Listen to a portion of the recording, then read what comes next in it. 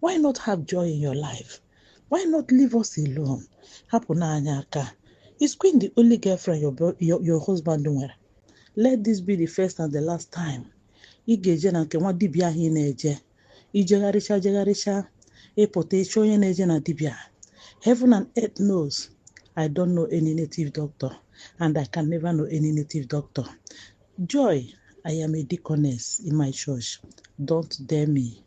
Hey guys, wonders shall never end though. The kind of things that happen in this Nollywood industry, I never see them before. I don't know how and where people get the level of audacity they have when doing some certain things in this life, honestly. Strange things they happen for Nollywood industry, no big cap.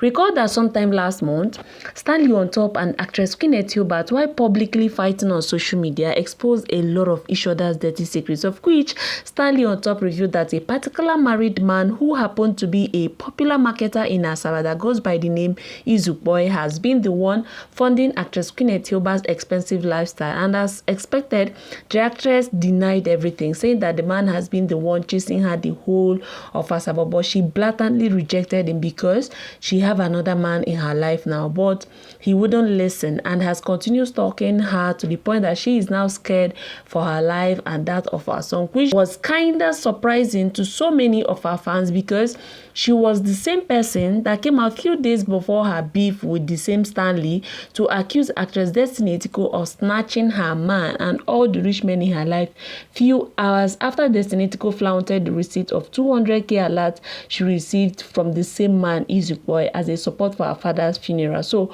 how did he suddenly became her admirer instead of her sugar daddy like she claimed earlier? The matter really got messy then, to the point that actress Destiny Etiko even slammed her with a 100 million naira lawsuit for defamation. In fact, you can take a stroll to my channel to enjoy the gist to the fullest, especially for some of us that are just coming across the news for the first time. Do well to watch the videos on my channel to understand this gist better.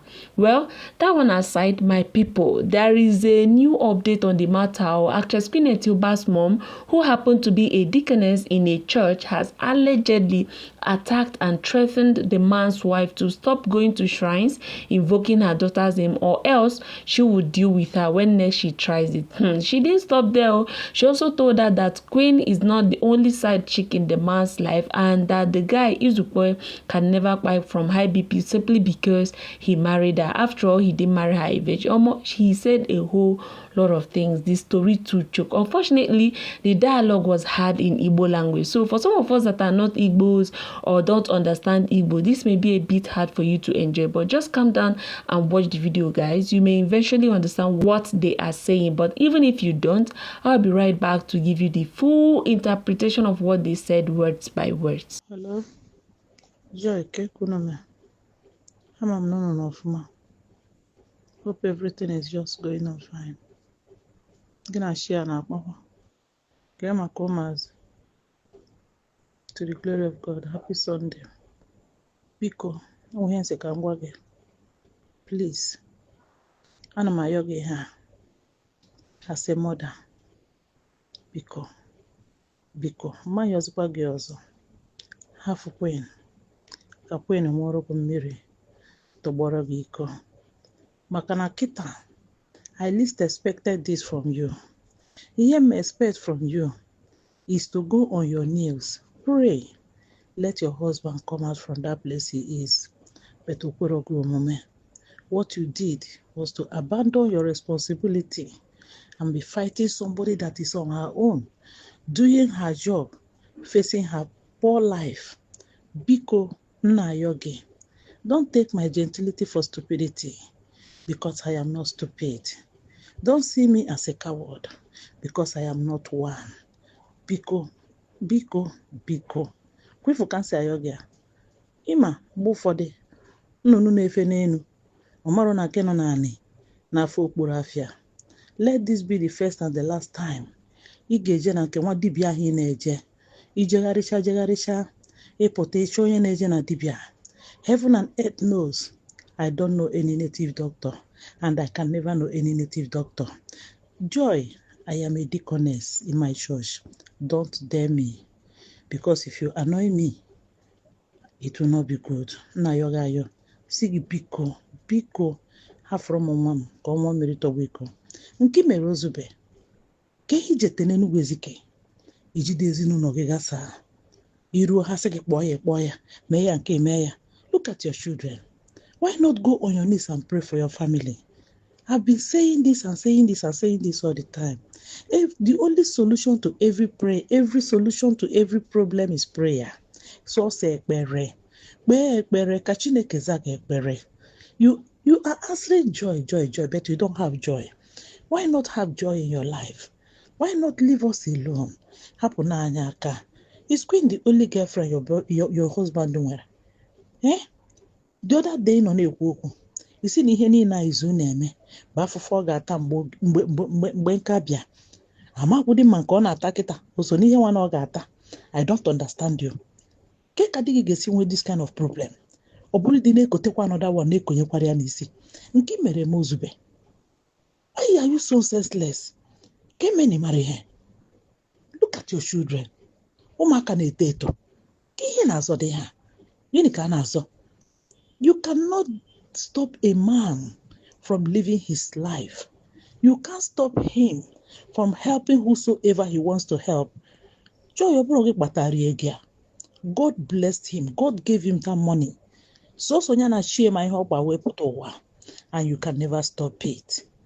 Yes, you nweghị ike ịkwụsị ya. So fi ihe nchọ ịgwa gị. Give your life to Christ. Give your life to Christ. Give your life to Christ. Before it will be too late. Give your life to Christ. Okay, ndị a na-akwagharị gị. Ha kwagide gị ihe arapụta gị na be di gị. You will regret your life all the days. You will regret, you get regret ikwe. Were ndụ gị nyefee Christ. Whosoever that if ile na mmadụ na-eme gị ihe, why not talk to God? Let God answer your prayer. Onye ahụ na-emezi gị ihe Chineke n'ọrụ gị ọgụ. What is all this? Every day je na chere na eburu na agwọ ọgwụ. Asị gị kpọọ kwen, gwawa kwen, kpọzikwa na nwa m eke. Achọzikwa m ka ị kpọọ ya ọzọ. Ịnwazikwa na anwa n'ụwa gị niile a till ụwa agwụ. Iwelite your phone in your life. Wee kpọọ nwa m eke. Ịkpọọ ya ọzọ ma ndị mma. Ịkpọzikwa ya because na ọ naghị akpọ gị. O fesikwara ọrịa, rụwara onwe ọrịa. Unu emego nke unu mee. Ọ na-ese anwụrụ, ọ na-eme nke ọ na-eme nka. Ọkwa ọgwụgwọ, onwe ọzọ fọdụrụ. Is there any other thing remaining? Digi. Yana ibe virgin ọnụ gị. Are you a virgin? Ibu a virgin ọnụ gị. Nne biko rapụ m na my family. Nna fa ayọ gị aka yọ rapụ m akpọtakwara nwa agụ n'ụra maka na ọma ndị mma. Ayọkwa m gị ayọsie gị ike biko. If not for any other thing, your husband is a good man. Digi bụ ezigbo mmadụ.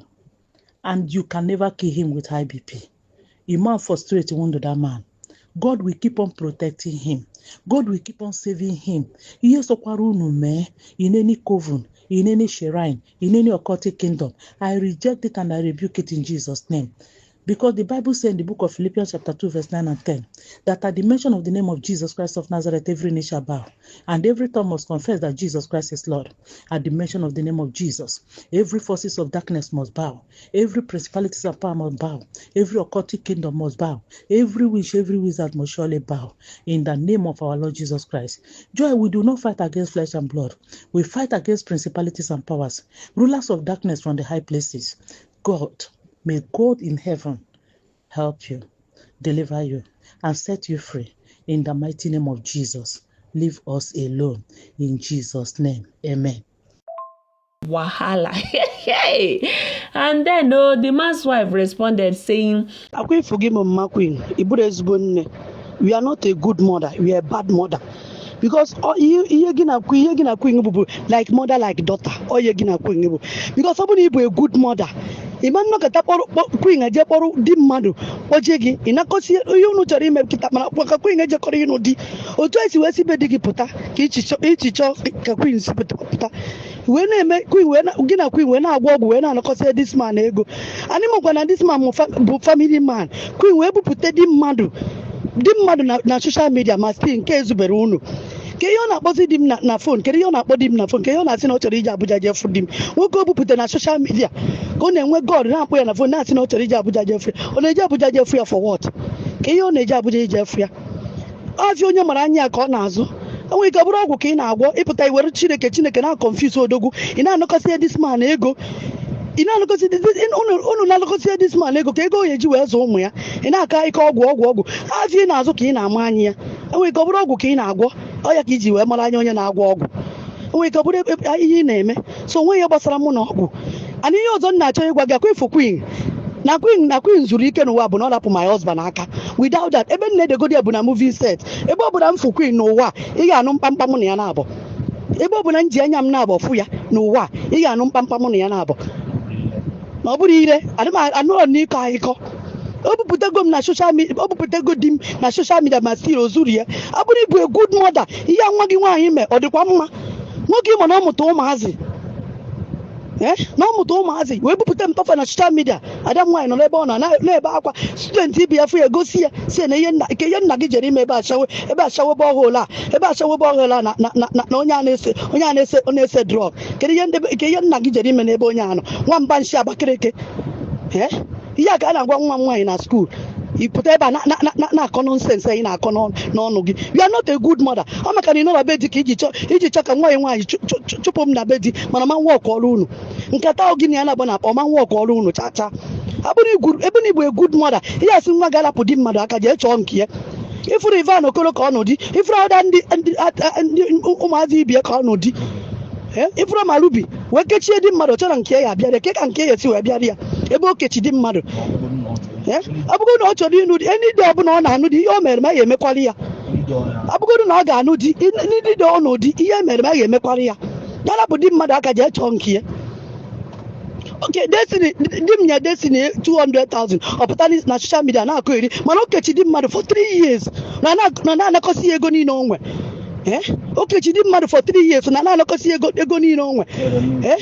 Queen na-eburu di m bịa na be gị na-ala arụ asimoda ibu bụrụ nwoke ịmụ na ọdị mmadụ bịa be gị mepere ya ụzọ fa ala arụ isi na ibu emoda ka ụdị mmadụ ịbụ ashawo mmadụ otu nwa gị si bụ ashawo ka isi bụrụ ashawo ọshawo mmadụ ka ịbụ bikos ezigbo nne ama mma odoro mme ime Chineke anyị na-akpọ ka ije confuse odogwu ịpụta ị na-akpọ glory of God nwaanyị nwe Chineke ọ na-eme udoro mme ime nwaanyị mọ Chukwu ọ na-eme udoro mme ime. After all, Bible kwuru ekwu where God join together don't any man or woman put asunder. Kedu ihe bụ ya problem? Ya jee chọọ dị nke ya ya napụ di m aka o bụpụ gị na social media ya napụda mma n'aka nwa di ya nwa na nwere ihe anụ mkpamkpam na ya na-abụ ọ bụrụ ihe anyị na-akọ ihe anụ mkpamkpam na ya na-abụ unu atara gị na nwa gị unu egwerigo ka unu gbuo m na-egbu unu ama mgbunwu m unu eruru ya. So ịmara ọ bụrụ ị na-agwọ ọgwụ gwọba ọgwụ ị na-agwọ oyi afịa onye zụkọ ọma anyị ya abụrụ m idiot ka gị ama m ife dapụ di m aka ka o fesi ụmụ ya na ụmụ ya ka pempe ka nwoke azụ ụmụ ya Queen jee chọọ di m tụbụ ime nwa ya ọ mara onye bụ nna nwa ya. Akwa ọnụgo di nke gba ji wee pụta nwa ụmụ ọ tụrụ ibe na Jizọs Kraịst wee mụọ ya ị na-asị na mma mbụ vejin ma babụrụ vejin ọ gbasara gị ọ dị nke m ka nna anụ onye jee nụọ dị nke ya amụrụ nwa wee gbapụta be nwoke amụ m nwa nọrọ be di m nye nwa jee nọrọ be di nke ya. Ivan Okoro mụ nwa wee nụọ di Ruby mụ nwa wee nụọ di ọ bụrụ ọsọsọ ya bụ single mother ya jee chọba nwoke tụbụ ime ọ bụrụ di m tụbara ime ọ bụrụ di m nwe Clinton nụpụta na were Clinton na confuse this man na-anakọsị this man ego ya jee chọọ di nke tụbụ ya ime na ọ bụrụ di m tụbara ya ime.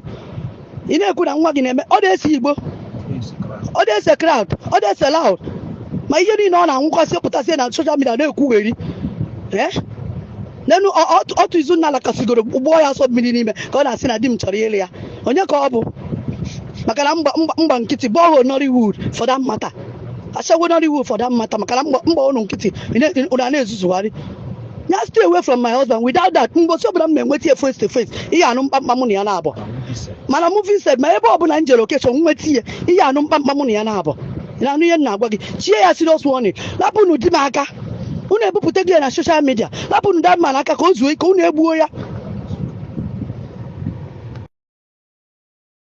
Ị ka na-eche ebe ị ga-afịa ịmara ebe movie set dị ọ bụrụ ndị ọgbọ gị na-eme movie ahụ ọgbọ gị na-eme movie jekwe na movie set gị jekwuru ya ọ na-eje Abuja onye nọ na Asaba rụrụ onwe ya ọrụ na-eje Abuja ịfọrọ na ịmara ihe asịrị ga-eme gị ihe Okay, harassment. Same. It go kill you. The any day just wouldn't want your rap asset.